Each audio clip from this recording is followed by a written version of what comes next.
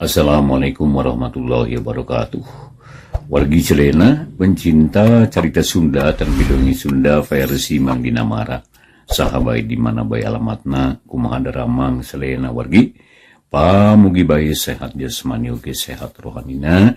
Aya dina lindungan atan nabi panang tayungan Allah Subhanahu wa taala. Amin ya rabbal alamin. Eta pisan nu dipihara kusim kuring siang karya nongi. Ulah hilap ya, subscribe-na sareng loncengna supados dipencet atau nabi dipijit. Atur nuhunnya. Jeung ngadongkeun dan Kang Landung pangbeberah.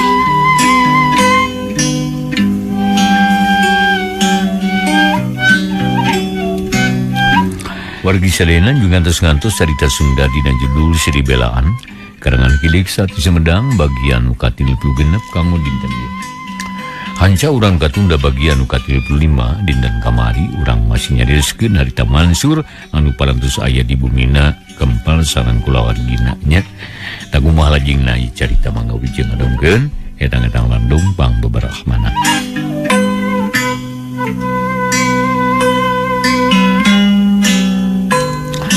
Gancangna carita Mansur geus tetep tumetep deui di lembur. Malah magis loba tatangganan nyarahun yen Mansur datang deui. Aya ginu nyebutkeun yen Mansur teu terus paeh cenah hirup deui magarkeun teh.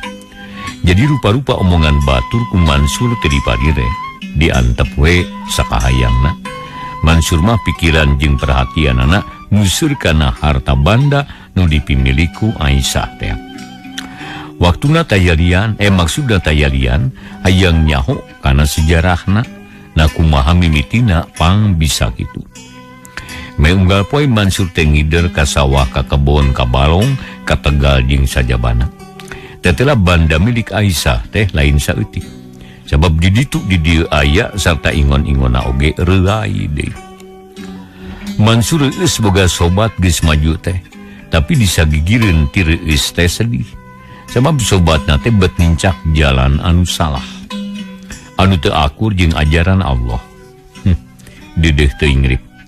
Di mana anjeun teh ayeuna? Mun kuring nyaho alamatna marek disusul. Lantaran bisa keneh diakalan. Ngan hanjaka teh nyaho alamatna di negara mana maneh cicing. Ceuk Mansur dina hiji poe harita teh keur ngajentul di kebon jeruk bari nitenan manuk-manuk nu pating kaleper bangun bunga.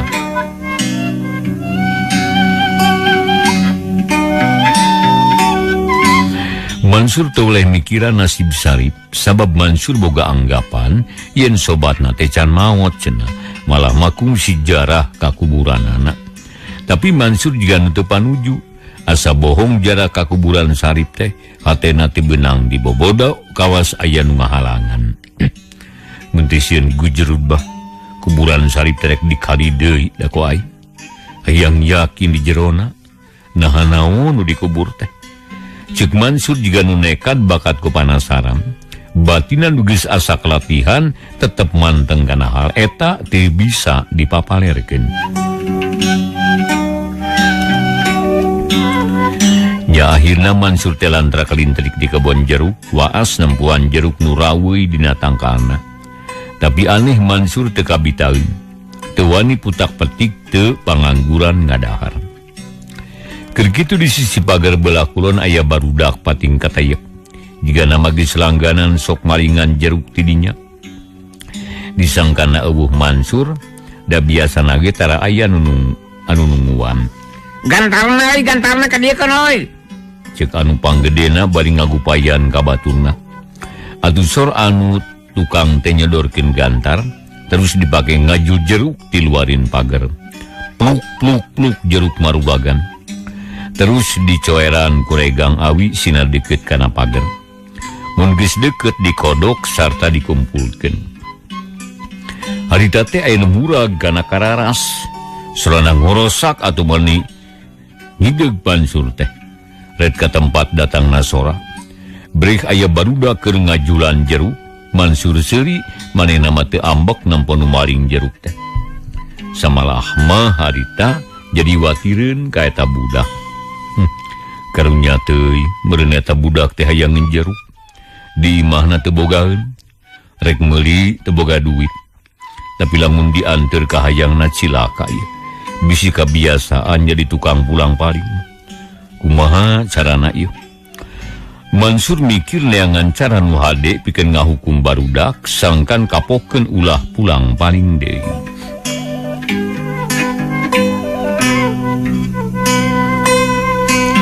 Mansur ingat kana aji puntang jagat anu geus sampurna ayeuna mah. Teu loba catur eta ajian diambak.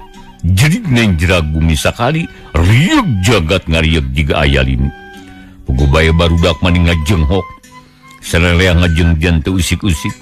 Nu nyekal gantar tetep nyekal gantar.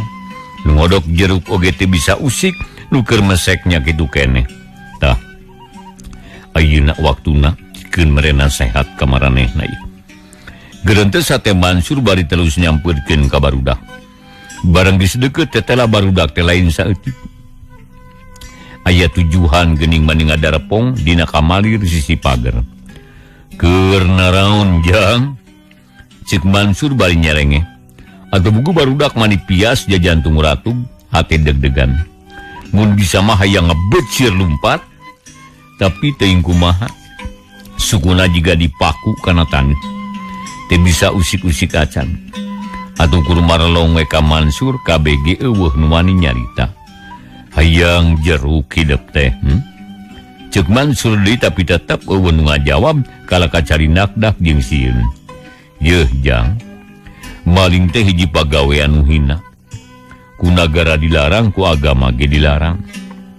Tapi naha hidup bet kumaha wani ngalaanan jeruk batur. Mun hayang mah menta we atuh da moal burung dibere ari sakalieun hayang mah. Ngan ulah unggal poe mentana. Sabab nu melakna ge make modal. Jeung make tanaga mun hidup hayang turutan melak. Barudak tetep taya nu ngajawab kabeh ngeluk tungkul mata khawatir. Sabab nu keur ngajul tetep teu obah leungeunna nyekal gantar anu nangeuh kana tangkal jeruk. Anu keur mesek teh usik-usik, komo harita anu keur ngadahar mah harita teh jerukna geus antel kana bibir.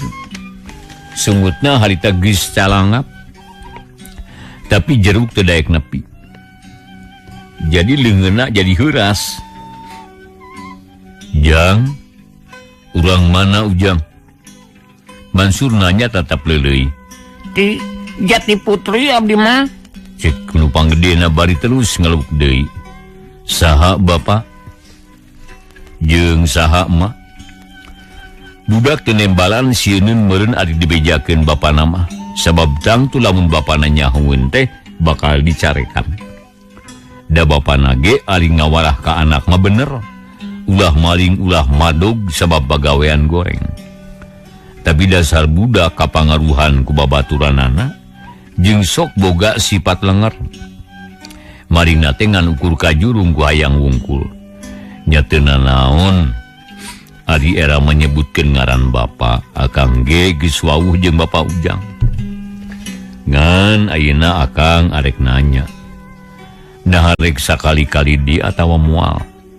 Mun kumawani sakali-kali di engke bakal terus nancep di dieu. Moal bisa balik. Ampun Kang, ampun mar sekali-kali deui abdi mah moal Kang. Cek budak bari luwalewe rek ceurik. Beungitna beuki pias jajantungna ratug. Ujang sok diajar ngaji atawa tara? Tara Kang. Hayang diajar ngaji. Hayang diajar salat. Budak ungeuk cipanon murubut nu sajen oge sarua kitu. Tamun nya hayang diajar ngaji jeung salat, engke pas sore kira-kira bada asar datang ka imah akang. Nyaho acan di imah akang? Henteu Kang. Datang ka imah bi ucihnya. Nu imahna deukeut imah Bu Aisyah. Mangga Kang. Tapi sarereak iteh kudu datangnya. Urang diajar ngaji ngarah pinter, ngarah nyaho kana ajaran agama. Menjadi budak pinter bakal dipikanya ku kolot, dipika asih ku Allah ngarti jang. Ngartos. Bari ungeuk cenah. Dalam geus ngarti umat ulah teu datangnya. Taina geura baralik jeruk negeus murag gumpulkeun. Terus bawa ka imah ngan kade ulah sakali-kali dinya ulang paling eta teh dosa ngaranna jang. Mansur haritan neng jerak bumi sakali barudak anu sik deui gantar murag leungeunna ngulapes leuleus. 7 budak pating lakatai reuwas kaleuleunnakeun. Hiji ge tayan wani neuteup ka Mansur sieun pisan. Ulah sieun-sieun akang moalna naon. Ngan hidup sakabeh kudu janji. Yen moal sakali-kali deui maling jeruk. Oge kanu sejen teu meunang pulang palingnya. Sabmaling mah gede leutik ge dosana sarua. Abdi janji Kang, moal sakali-kali deui abdi mah. Syukur. Tak kudu kitu. Kade sing bisa nyekel janjinya. Sebab ngucapkeun janji teh lain ka akang tapi ka diri pribadi. Lamun eta janji dilanggar nu cilakana ujang sorangan. Jungaena mah geura baralik. Jeruk nu geus murag bawa. Barda kang mah teu hayang. Barudak silih teuteub saurang ge tayan wani nyokot jeruk. Sajabana ti era teh sieun deui bisi hareulas deui cara tadi. Tapi ku Mansur dipaksa sarta jerukna dibarawa sabab lebar moal aya nu ngadahar. Atuh akhirna mah barudak teh nurut. Jeruk anu geus mayak dihandap teh diparunungan sarta dibawa ka lembur.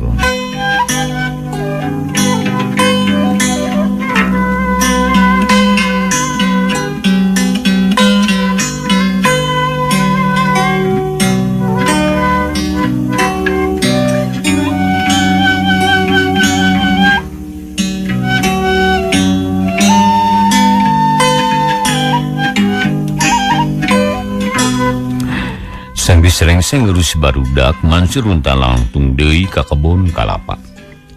Barang sok didinya aya nu keur masakan kalapa manisa tumpukan. Mansur colohok sabab nu ngalah kalapa teh lain bogana alias bangsat. Hei mang, saha nu nitah ngalah kalapa? Ceuk Mansur ti tukangeunana atuh buku bangsat maninggal gurubug leuwaseum. Bedugna ngadek leungeun getih ngucur mani juu. Jadah teh sia ngareurewas ka aing. Ieu kokod aing ka kade ku bedog gara-gara sia ieu. Ceuk bangsat bari cengkat seak narajang ka Mansur bedog nu seukeut maninggal gurilap. Tapi Mansur teu ngejat. Manehna tetep nangtung ajeg buludog bedogkeun kana pepeuteuyan teu teurak kawas ngadek batu. Bangsat harita ngajenghok riwas. Panonna molotot bedogna murag. Getih nu ngucur beki juu, Mansur seuri manea unggut-unggutan. Pagawean jahat ngabalukarkeun lolong. Lolong panon lahir jeung panon batin. Boga bedog dipake teu puguh. Parantingala suluh kalaka dipake ngadek leungeun sorangan jeung leungeun batur. Nematak ulah kitu kalakuan temang ngabangsa teh salah dosa hukumna eta teh.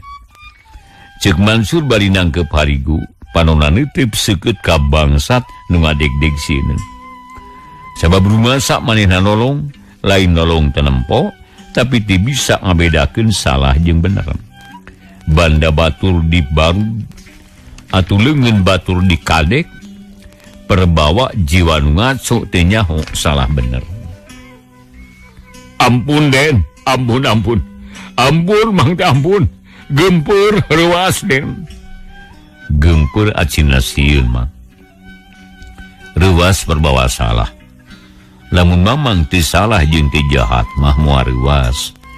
Moal gempeur jeung sieun. Sabab pikeun jalma bener moal aya basa sieun. Jadi di mana-mana geludeung.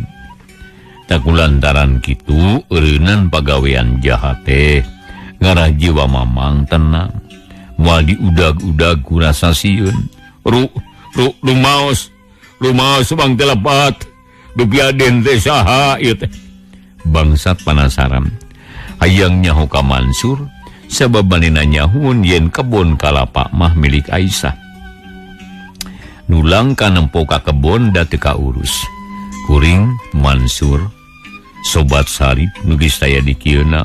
Oh Ojang Mansur hapunten Den hapunten ieu Mang teh pun Marta ieu cek si bangsat ngakukeun ngaran Marta jiga nabai geus ngadenge ngeunaan Mansur nyaho ngaran teh nyaho kana rupa nuhun Mang Marta Mamang geus nyebutkeun ngaran artina geus mimiti terbuka daek nembongkeun diri pribadi taina kuring arek nanya maling kalapate keur naon mani loba kieu ampun Den ampun Mang teh rumaos lepat ieu kalapak teh bade diical ka kota lumayan kanggo namih-namih resiko dapur margi Mang teh jalmi miskin teu gaduh usaha nu anger ari parabaneun seueur malih mah ayeuna ge barudak teh can dibere dahar teu gaduh beas astagfirullahaladzim budak nu jiwana suci keneh rek diparaban ku barang haram ulah atuh Mang ulah sakali-kali deui eta teh ngarusak jiwa budak nyaah ti nemenan deudeuh teuing ulah dikitu-kitu mah cek Mansur maning ngalas teu tega ngadenge omongan Mang Marta kitu kumaha tuh Den da teu gaduh pacabakan deui Mang teh nah atuh teh usaha Mang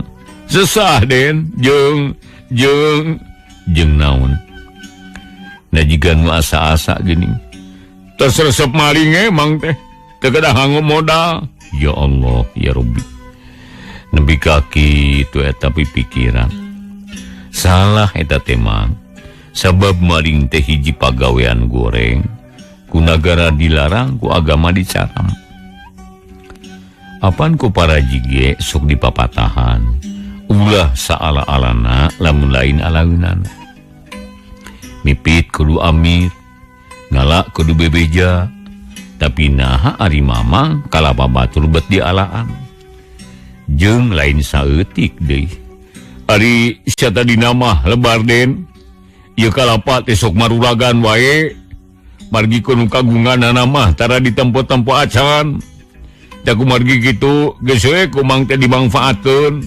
dijualan ka kota cik Marta barinya kelanding ngeunu tatu karasa nyeri nyanyautan ieu Mang kalakuan kitu teh salah lamun nya mamamang teu boga pagawean naon salana bebeja langsung ka Ibu Aisyah terus ieu kebon teh piara ku Mang tangti Ibu Aisyah ge moal lebareun ngagaji ka mamang ta eta mah halal jeung bakal manjang moal ruas moal sieun moal geumpeur mun geus kitu katenangan jiwa bakal dipibanda ku mamang jaba anak jeung pamajikan salamet moal diparaban barang haram kahartos Den kahartos nanging Mang teh nguping wartos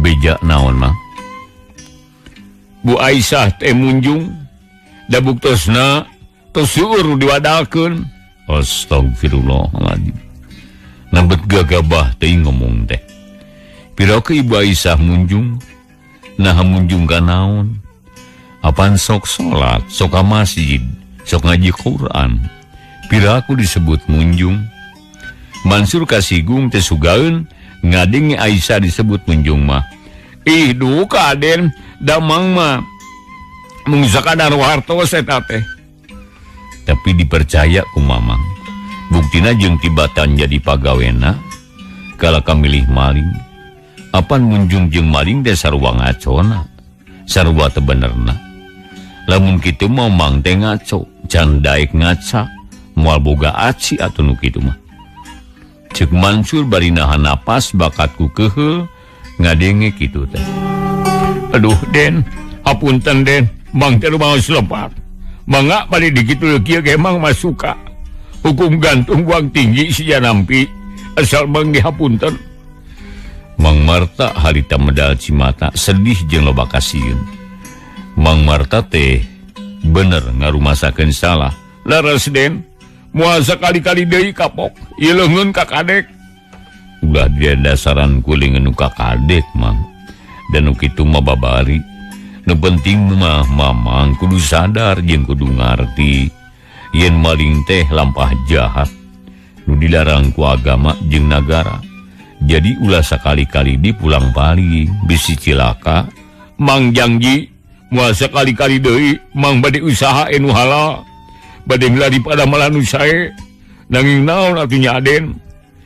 Lamun bener-bener hayang buka pagawean, ieu kebon urus kumang nya jukutna bersihan atuh hamana alaan. Lamun geus karolot kalapana pupuk kabeh pasrahkeun ka Ibu Aisyah. Engke mamang digaji unggal bulan. Keun kukuring rek diusulkeun ngan omat kudu janji rek digawe nu bener-bener. Mangga Den mangga mang nampi kalayan kabingahan. Deng ieu raheut teh jero pisan eta aduh. Getihna mani ngucur tulungan Den. Cik Mang Marta barinya kalantatuna maksudna mah sangkan getihna teu bating nu kaluar. Ngomean kulit anu raheut babari. Beda jeung ngomean kalakuan jahat. Tapi ku kasadaran kabeh bisa beres.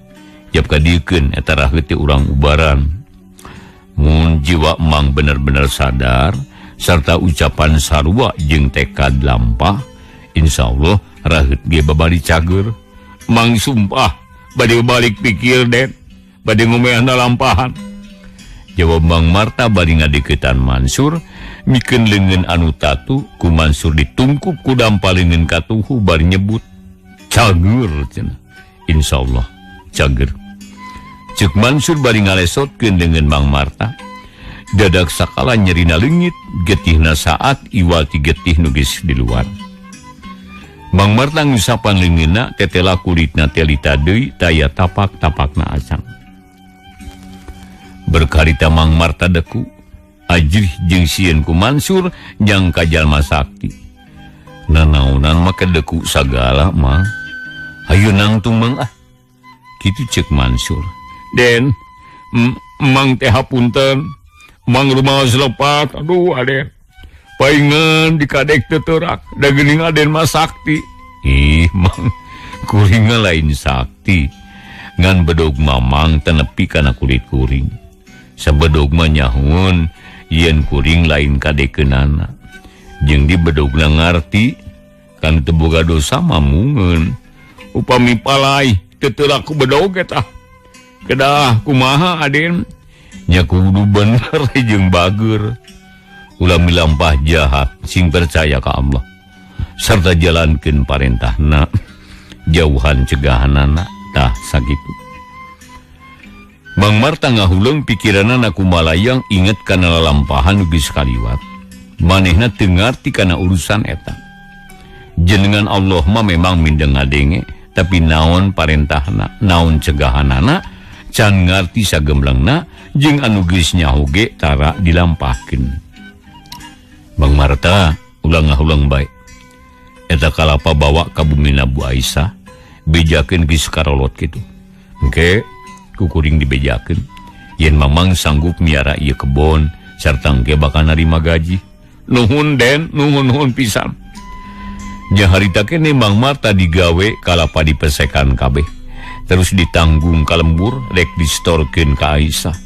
Maksud ge balik ka lembur sabab geus deukeut kana waktuna salat lohor.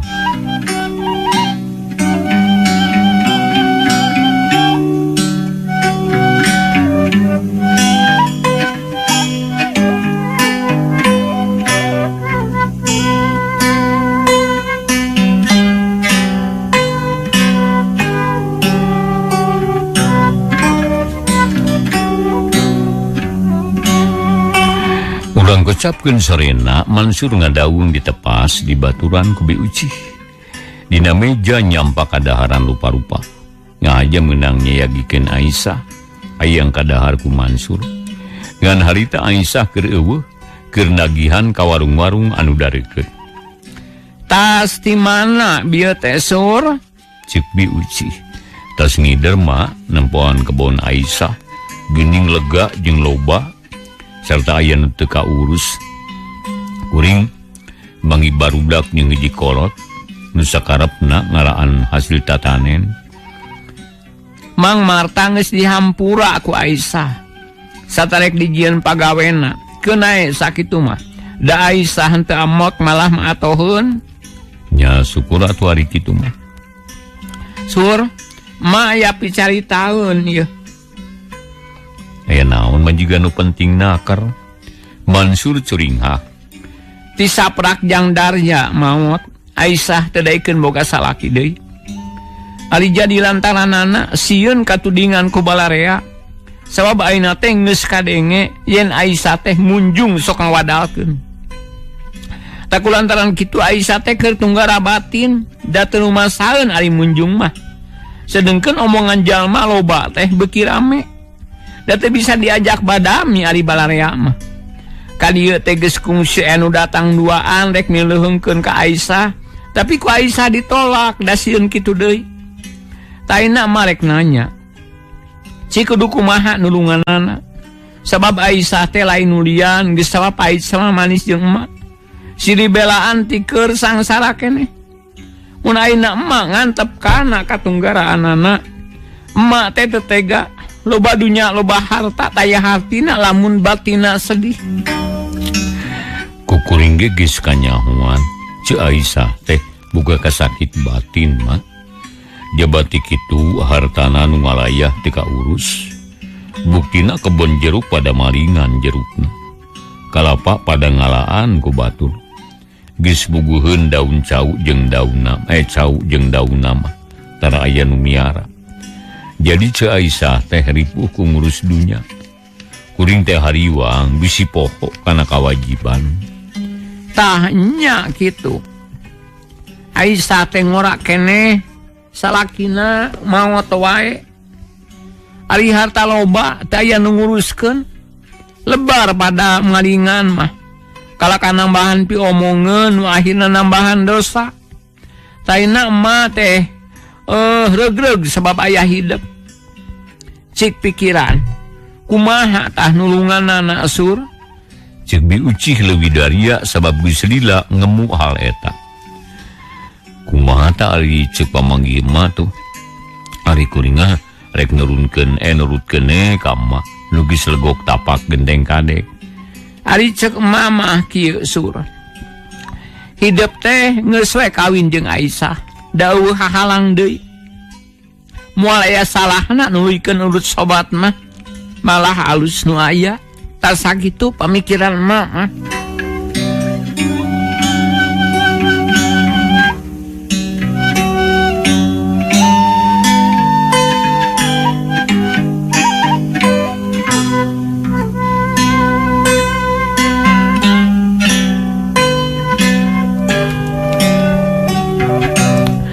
Mansur hari tengah huleng. Manehna mati samemehna can mikir nepi ka dinya. Memang eta ge geus mikir-mikir hayang boga pamajikan, tapi lain ka Aisyah. Sebab Aisyah mah tetep pamajikan sobatna. Jatana Sarip. Jeung nadi Mansur teh boga anggapan yen Sarip hirup keneh. Kabagjaan Sarip jeung Aisyah ku dipulangkeun kana asalna. Pek pikiran. Lamun geus bulu dah teh ma arek bebeja ka Aisyah.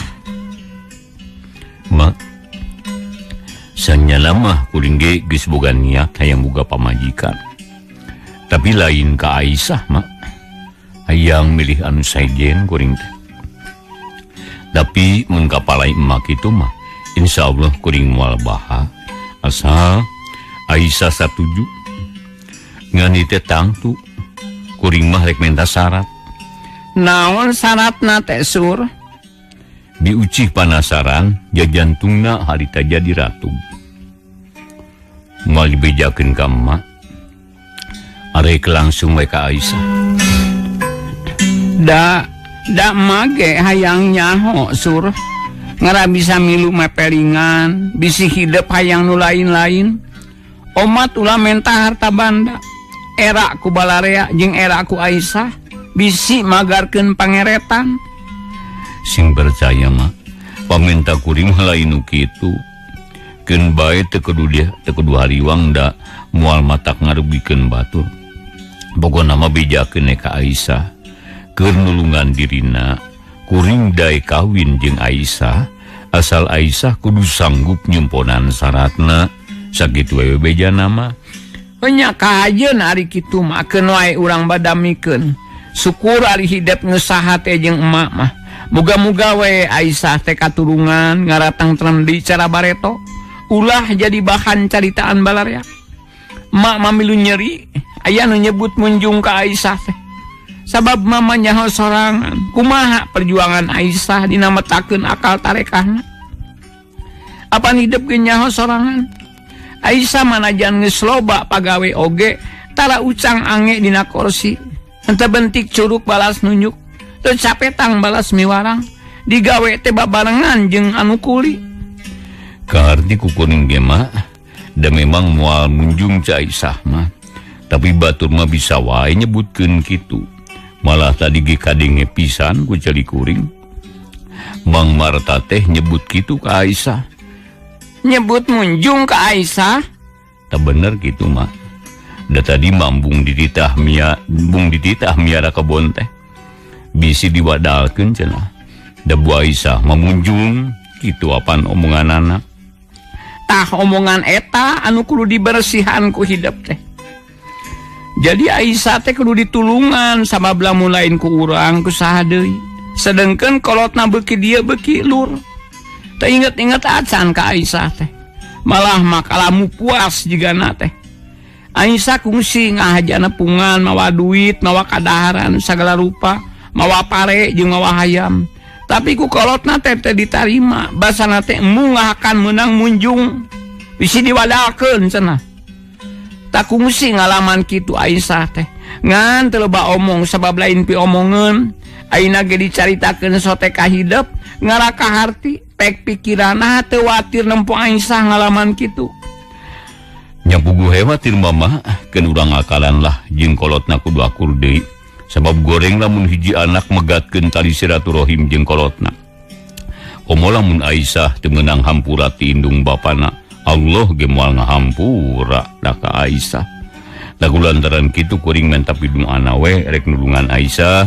sina dipercaya di ku balarea sina bersih deui ngaranna sina akur di jeung kolot katut dulur-dulurna tak gitu tekad kuring teh mah cik Mansur dari anaker nya syukur bagja teman Mansur eta pisan nu diharapkeun ku emak muga-muga we sing laksana sabab tujuan kitu mah hade Nuker genem catur teh kaganggu ku datangna 7 budak sabab harita geus nepi kana waktuna nu dijanggikeun. Atuh diuci heraneun sabab ka imah loba barudak mani garinding jeung barelesih. Alhamdulillah geuning datang barudak teh. Yap ka jero. Cek Mansur bari ngagupayan ka barudak atuh kalacat barudak teh unggah gek dariuk ngajajar dina palupu. Arek dikumahakeun ye barudak teh Sur.